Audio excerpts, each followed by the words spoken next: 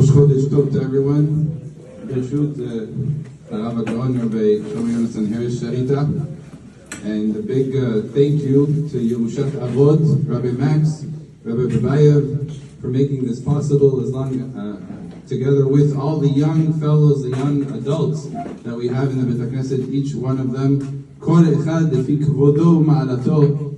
The nishamot that exist in this room are spectacular. It's so amazing. It's a personal hana'ah, pleasure for me to have exposure and the ability to communicate and the ability to see the magic that is happening in our Beit HaKnesset, our community, and that's by and large to the credit of Rabbi Max, Rabbi Babayev, for putting mamash a lot of effort.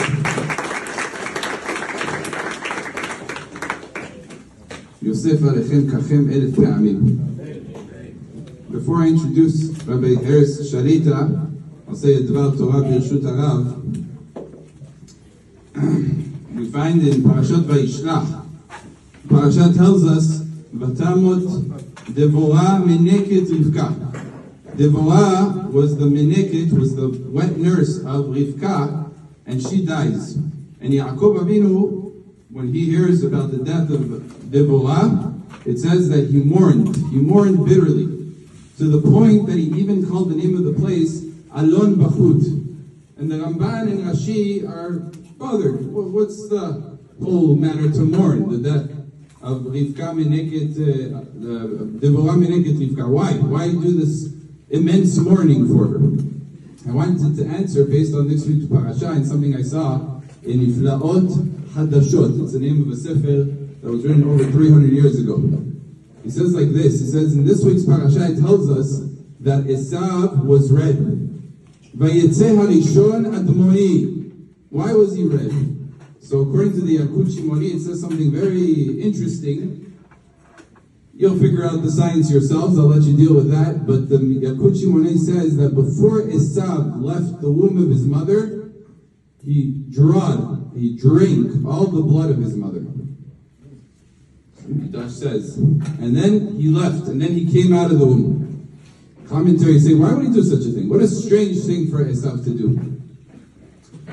The Targum Yonatan explains that Esav, when he was born with hair. He was born asui. He was born already made. He had teeth. He had hair. He was already built.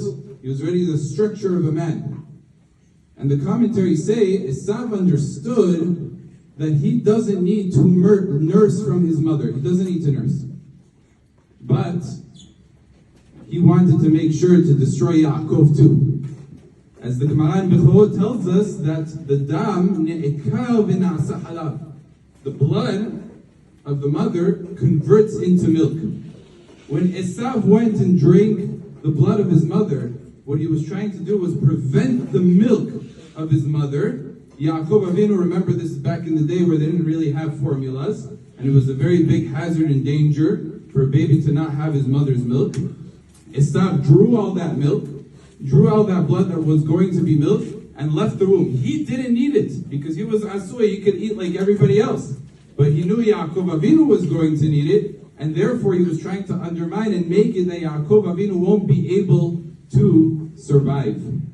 And indeed, Rivka goes ahead and has a real dilemma on her hand. She searches and searches until she finds a meneket, until she finds Devorah. This is how he explains. Simple understanding is she was the wet nurse of Rivka, but this is for Rivka. And therefore, Yaakov Avinu realized that it was only in the merit of Devorah that he managed to survive. And this is why we only find by Rivka. Rivka is the only woman of the Imaot that had a meneket. We don't find by Sarah Imenu, we don't find this by Rahel, by Leah. Why? Because Esav went ahead and sapped his mother of the milk that was supposed to go and provide for Yaakov Avinu. Yaakov Avinu, many, many, many years later, remembered that chesed that Devorah went ahead and did for him on his behalf. And he felt such a need, such a desire to have hakarat hatov, recognition of the good for what Devorah went and did for him, that he mourned and he cried as if it was his own mother. We do find a similar story with the Jose Milubrin. Says an idea very similarly, that happened to him. One time there was a knock on his door, and this woman comes and he doesn't recognize who she is. She tells him, look, my son passed away, and I'm already elderly, and I'm asking you for a favor. Please, after my death, say Kaddish for me. And the Jose says, I don't really know who you are. She says, let me tell you, when you were a little baby, your father came over to me and said, I want you to be the nurse of this child. And anytime you have to wake up in the middle of the night, before you nurse him, please do Netilat Yadayim. And I accepted this upon myself. B'schut this, please say Kaddish for me. It says the Jose Milubrin for 30 days said Kaddish for her. She came to him in a dream after 30 days and she said, please stop saying Kaddish for me. Every time you say Kaddish, they pick me up on a higher level of Gan Eden, they put me on a higher level. I really feel uncomfortable. They put me in levels I don't even belong in because of the Kaddish of the Tzaddik of the Jose Milubrin. Again, we see the Jose acted in a way very similar to Yaakov Avinu.